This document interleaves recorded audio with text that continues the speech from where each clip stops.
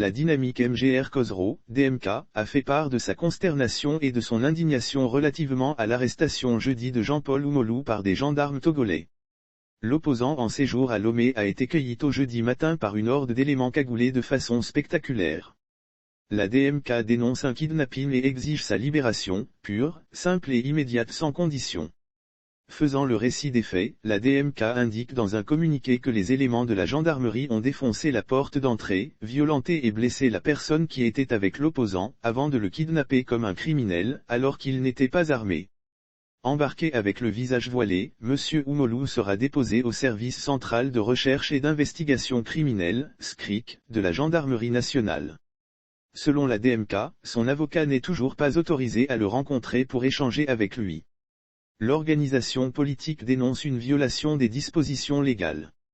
On apprend également qu'en dehors de sa sœur qui lui a apporté son repas, aucune visite n'a été autorisée. Sur la foi des témoignages qui ont décrit une scène surréaliste à laquelle s'adonnent désormais des éléments de la gendarmerie, on peut conclure que M. Oumolou a fait l'objet d'un enlèvement pur et simple, car il n'a jamais reçu de convocation du SCRIC. La DMK s'étonne que malgré les velléités du président de la Cour suprême pour une justice togolaise qui dise enfin le droit, l'administration judiciaire laisse ses auxiliaires se comporter comme un bras armé du régime en place, pour étouffer toute contestation légitime dans le pays, a dénoncé la DMK à travers sa coordinatrice, Brigitte Adjamago Johnson. Dans son communiqué, la DMK condamne des comportements rétrogrades et indignes.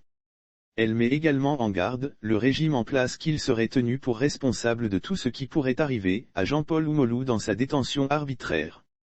La DMK en appelle à toutes les organisations de défense des droits humains présents au Togo et en Afrique et à travers le monde entier à se saisir très rapidement de ce dossier de Jean-Paul Oumolou pour lui éviter les affres du régime dictatorial cinquantenaire au Togo, a exhorté ce regroupement politique.